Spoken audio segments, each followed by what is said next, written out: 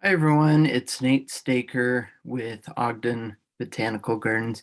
Hey, I just wanted to make this video on the introduction to Houseplants 101 because we had technical difficulty in the class and just wanted to make sure that you guys got the full presentation. So let's dip right into it. These are the parts that we're going to go over today. So let's dive in. So light requirement, there's 4 levels of light, direct, high, medium, and low. Now, a good indicator on how to tell whether you have this, you can simply stick up your hand and be able to see the shadow. If it's high, you're going to see your hand outline really well. If it's medium to low, it'll be a little bit more fuzzy the lower the light gets. Also, I have a picture of a tag on here of a plant care tag. And a lot of these tags are written for out east. They're not specifically written for Utah. So always take these with a grain of salt. If you want better information, I would always look towards extension information or other universities that have published something, so that .edu is a good source.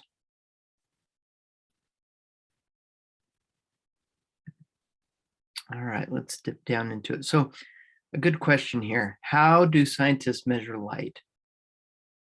The answer is they measure in foot candles. So what that is 1 foot candle equals 1 lumen or 1 foot squared. So direct sunlight is 10,000 foot candles, full daylight 1,000 foot candles, and an overcast day is about 100 foot candles. And how that is measured today is by this device that I have the picture up of. They cost about $25 on Amazon to buy, and you could actually measure light for your own home or business wherever you're working.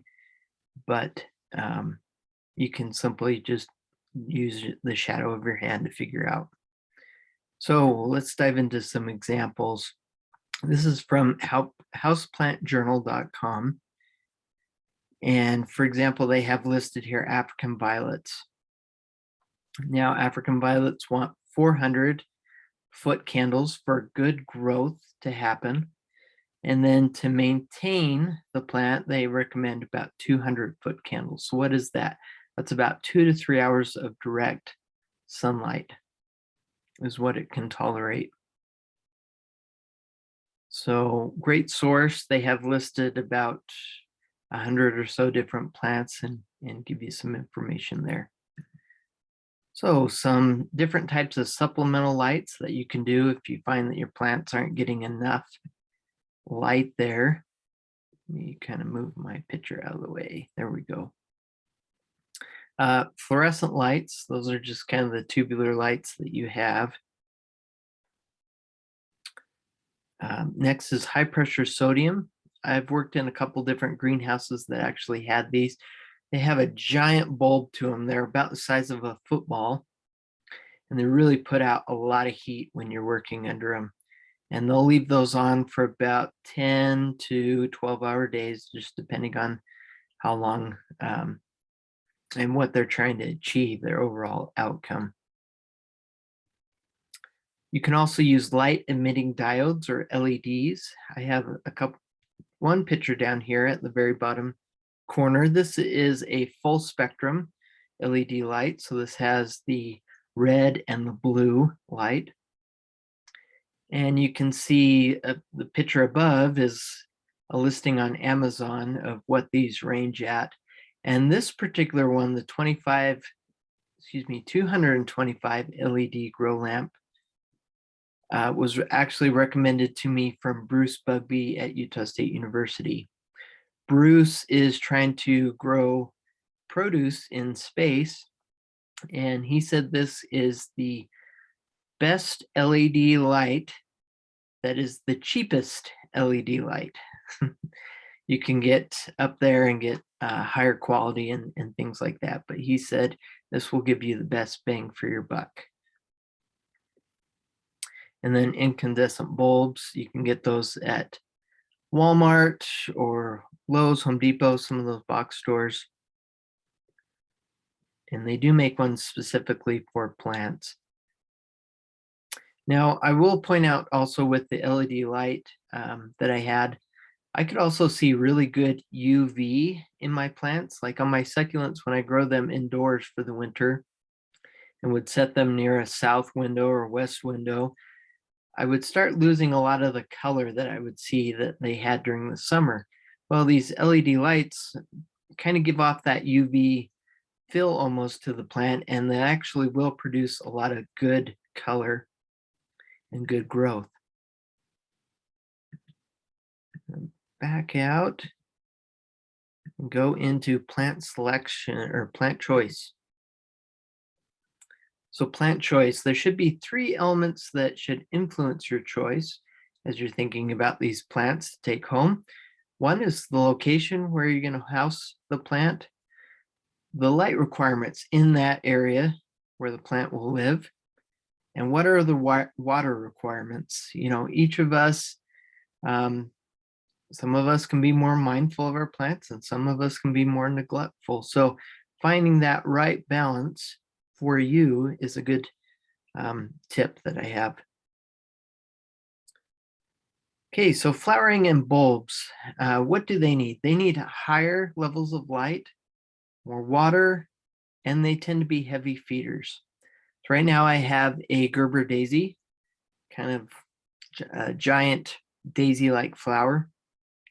It has not produced any flowers in the last month, and it is sitting directly in front of a west-facing window, and it's getting about 2 to 3 hours of sunlight directly right now. So that is not enough. It probably wants between 4 and 6 or 6 or higher, but it is just not getting enough.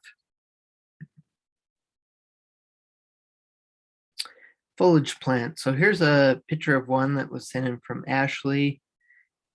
This is an Alocaceae. Hopefully I'm saying that correctly. Some of my Latin's good, some of it's bad. So what do they need? They tend to be more of an understory plant when you think about the ecosystem that they live in as a whole. They want low light to medium light, high humidity, and medium to low water. Next, we got trailing. Trailing or vining or climbing, what do they need? So some of them need high to low light, and their preferences are low to medium as well. So if they're high light, they might need more medium water. But if they're succulent in their fill, they're going to want low water. You can hang them on a trellis or find a spot to hang them on. Great picture here of a Hindu rope sent in by Amanda.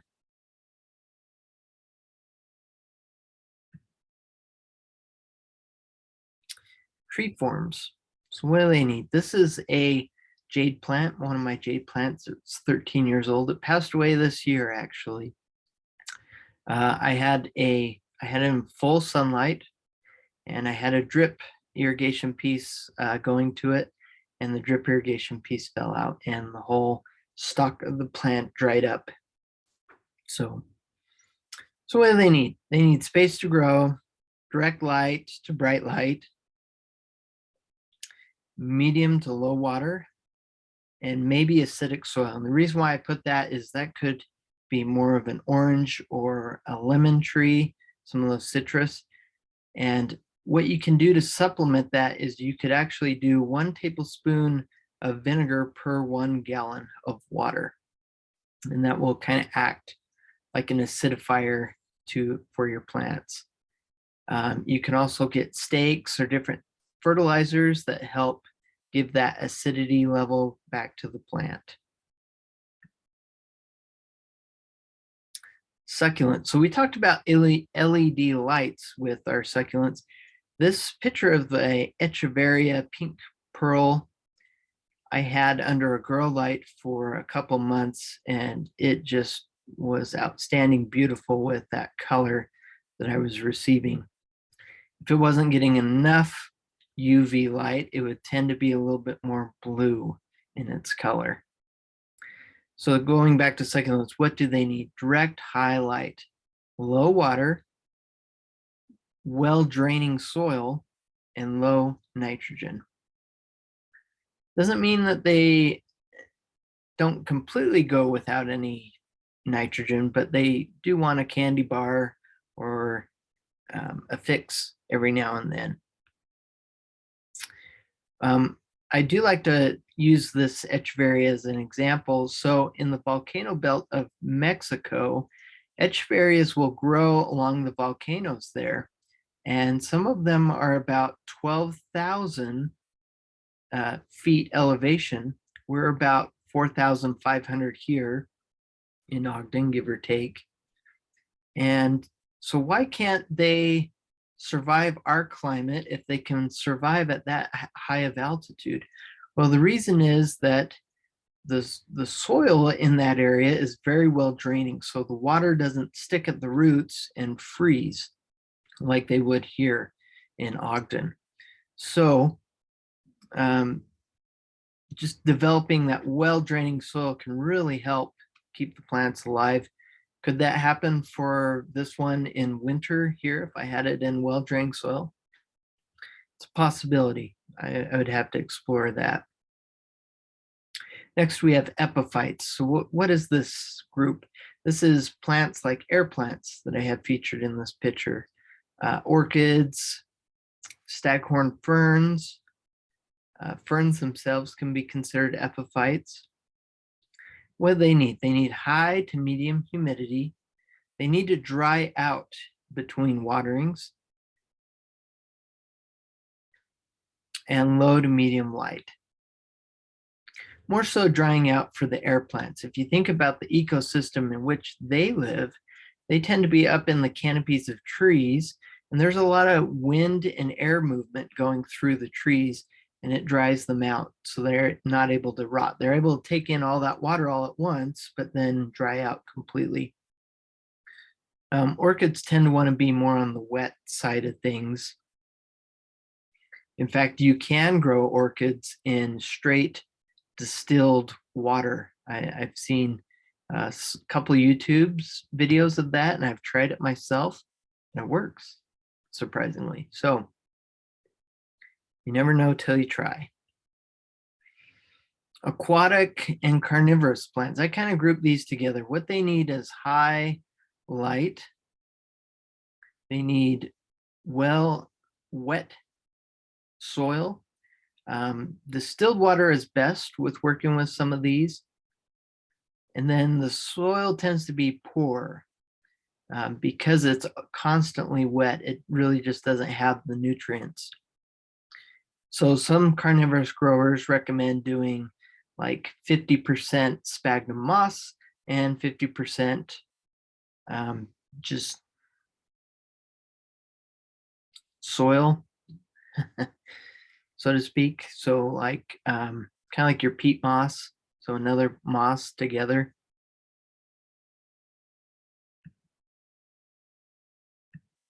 Okay, we're going to back out.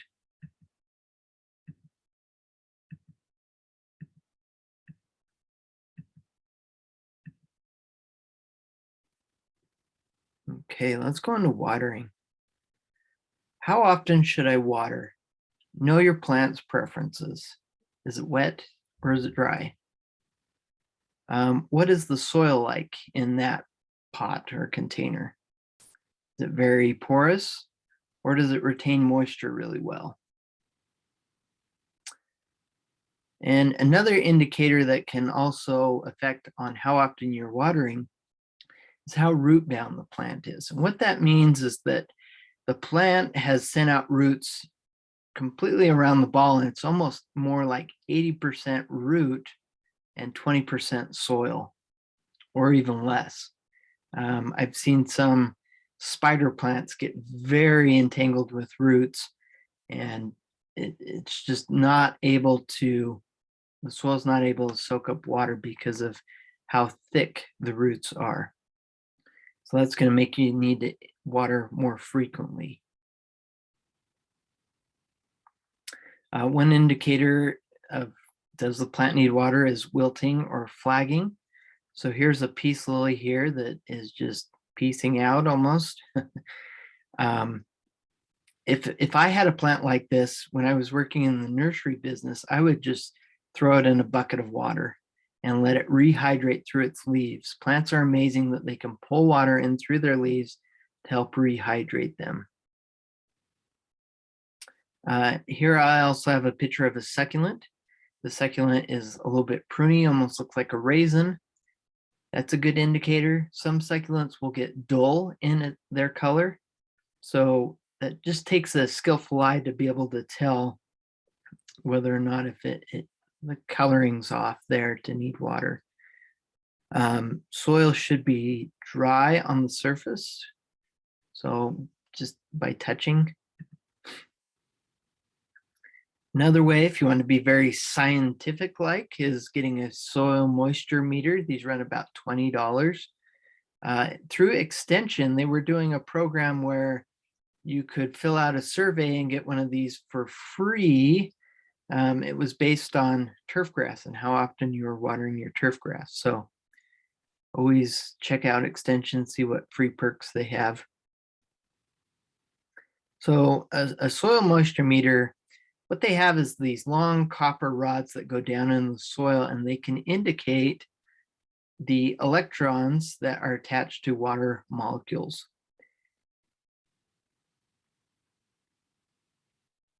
Again, it says take the measurement 1 to 2 inches below surface, and don't leave the moisture meter in the soil. It just is bad for the moisture meter. You want to dry it off, clean the tips off, and put it away. So other indicators. This was a popular one when I was working in the nursery industry. We would just simply lift the pot. Does it feel light? Does it feel heavy?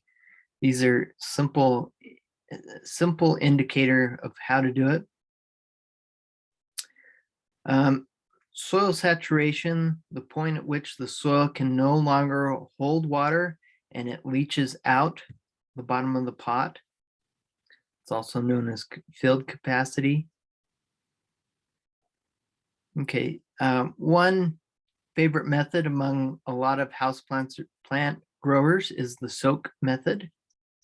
So you fill up a sink or a tub with 1 to 2 inches of water and wait for 20 to 30 minutes. The pros to this, you'll cut down on your fungus gnats. They love wet soil. They love to breed and reproduce in that wet soil. It is best for plants, but a con is it's time consuming. You can also build up salt. So that's why it's very good to make sure that you leach that salt through your pot. Going back.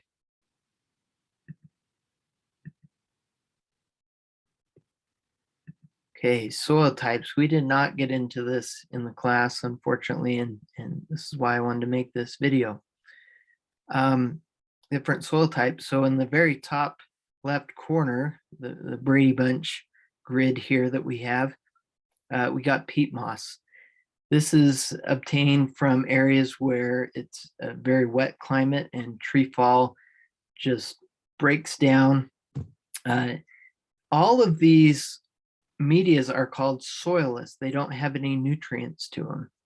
That's why they're perfect for the nursery industry, because we can say, okay, this African violet needs less nutrients, or this succulent needs less nutrients, but these Gerber daisies or geraniums are high heavy feeders, so we can be able to feed them and not worry about what's in the soil throwing us off. We have perlite. I spelled that wrong. It's Perlite. That's one I got to fix. Vermiculite. It's kind of a spongy-like material. You got bark, orchid bark, sphagnum moss, one of my favorites to propagate in and use. There's clay balls. Some places call them hydroballs. These are used in hydroponics. to grow different vegetables or crops. You also have lava rock, crushed shell, and coconut core. Coconut core is really amazing. I don't think it gets talked about enough. You can take a big giant ball heaping of it and get it nice and wet, and then go ahead and squeeze it, and you can almost get all of the water out. It holds about, seems like 90 to 80% water, and you can really wring that out. It gives back to the soil by osmosis and rehydrates the soil really well. So if you have hanging baskets outside, I would suggest doing a mixture of coconut core, and we're going to get into that, a good mixture. So a tropical standard mix could be 1 part peat moss, 1 part perlite, and 1 part vermiculite. A water holding capacity mix, 2 parts standard mix, and then 1 part coconut core. This was the standard mix at cactus, or excuse me, this cactus mix was kind of standard at Red Butte Gardens that we would use. 2 parts standard mix, 1.5 part lava rock, 1.5 part eudolite or orchid bark. Just really helps make that soil draining.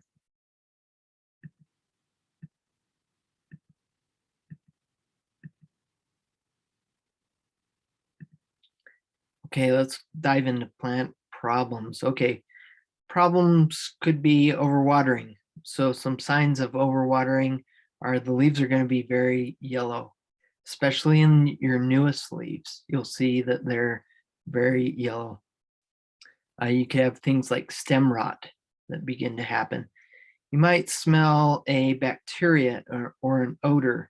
It could be fungus gnats, or you could even see fungus too. Some problems could be because the pot is too big and not drying out in between waterings. Okay, this is what not enough humidity looks like. You can see that the tip of the leaf is dry, kind of a little bit brown in color. Some things that you can do is to help spray the leaves, mist them. You can get a humidifier. Let's see. Move plants to the bathroom, get a little bit more humidity that way. You can trim the edges off with scissors. That's a good solution.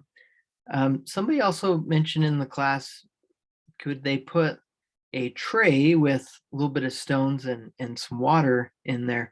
And yes, you can do that. That really helps bring the humidity up in the air around those plants. Okay, so we talked about root bound earlier.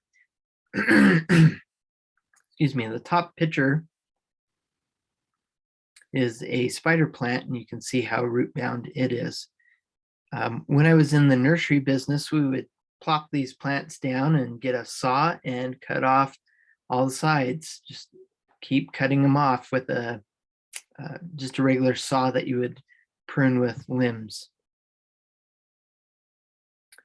So a solution, you can upsize in the pot, you can trim, repot. If you're getting a lot of root rot, one indicator or one thing that I found to be helpful in fighting this is putting it on a heat mat. So like a seed germination mat or something like that for about a week or 2. This just helps the roots, I don't know, just kind of puts them in a better situation where they can feel that growth and really root down and not have it so soaking wet all the time, but helps dry out the soil in between the waterings and different things like that. You can change to a different soil mix. That's a good thing there. So we're going to dive into some bug problems. So this is an aphid. Aphids have these sucking mouth parts, and on the sides they have these almost like dorphins to help breathe and bring some of the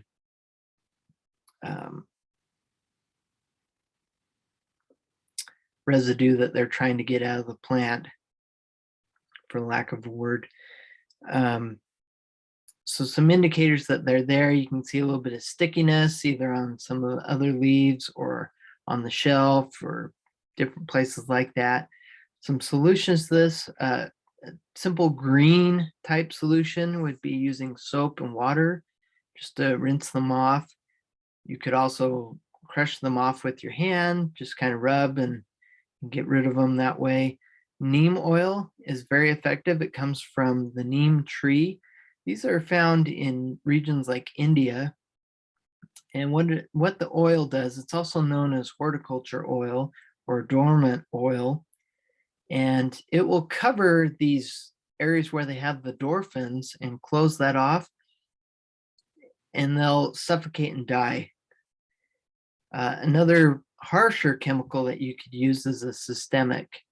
And what that does is you put that at the base of the root of the plant. It sucks that up into the plant. And then anything that goes and tries to pierce into the plant and suck and start eating, it will become toxic to that bug or pest and die. Mealybugs. These guys are my nemesis. They're my Joker as I'm the Batman, so to speak. So they're just very fluffy and white. They almost look like a powder, kind of like powdery mildew themselves, but it's just kind of a coating that they have. I think this helps with fighting against UV, kind of bouncing that off. Soap and water is effective, not as effective. Neem oil is pretty effective. I have had mealybug on pots, the underside of pots, so it's good to check the underside, the lips. If I'm growing succulents, maybe neem might not be the best solution. Oils tend to cover the succulent surface areas where they try to really breathe, and it clogs their pores and will actually kill the plant. So always read the label on any product that you're using just to make sure that it works with the plants that you're working with. You can treat them with chemicals. There's lots of different chemicals out there, pyrethrins. Spider mites. Okay, so some of the problems that they can have is they can decolor the leaf, give it like this yellow hue to the leaves, like little tiny dots everywhere. One indicator that they're there, you might see a little bit of webbing. So some solutions could be raising your humidity level, either with having a humidifier or spraying the leaves often with a spray bottle, and using a little bit of soap and water. Neem oil is very effective. Pesticides work too.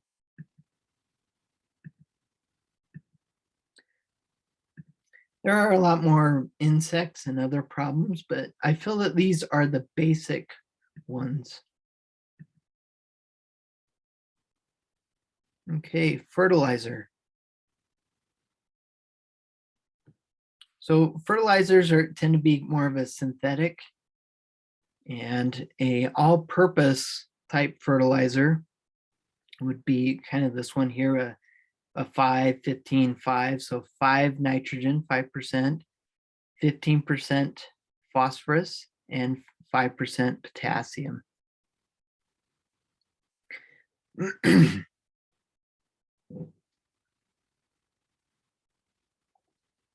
So what this would look like here is we would do 1 tablespoon per gallon if we were doing monthly. If we wanted to do weekly, we would do 1 teaspoon per gallon. I really like slow release fertilizers. Sometimes I can be a little bit forgetful on fertilizing. So this is a granular in the pitcher. Lasts for about 6 months, give or take. You can get it in these pellets or you can get it in spikes. And then they recommend 1 tablespoon per 6 inches or 1 spike per 6 inches. For a low rate, you would want to do 1 tablespoon. Sorry, that should be 1 teaspoon per 6 inches and 1.5 per spike.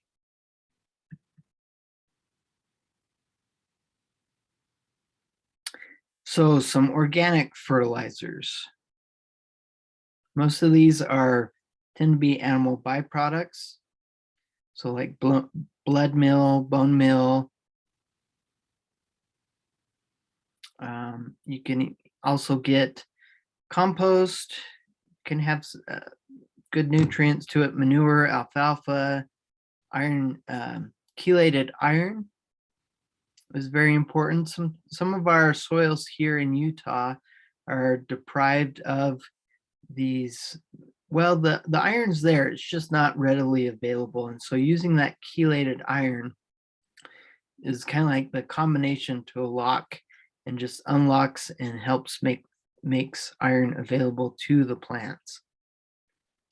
So if you want to go with more of an organic type fertilizer, look for this stamp on your fertilizer. It will be OMRI,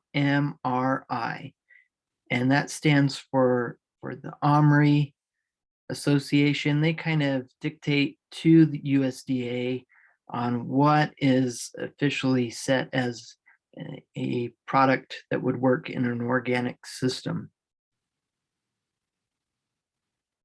One con to it is it does take longer to see results. It's not as fast and efficient as our synthetic fertilizers.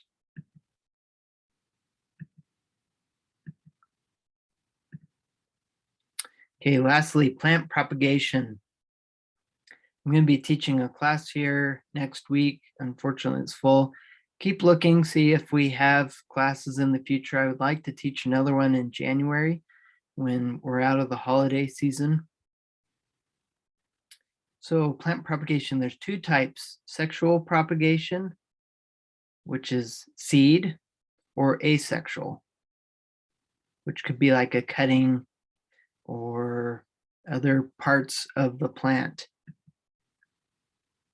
So what does it take? You need a healthy plant material. You can either use sphagnum moss or standard soil mix or perlite to root some of your cuttings. Pruners, heat mat is very effective in developing those roots down into the cells or plugs that you're trying to grow into, and rooting hormone.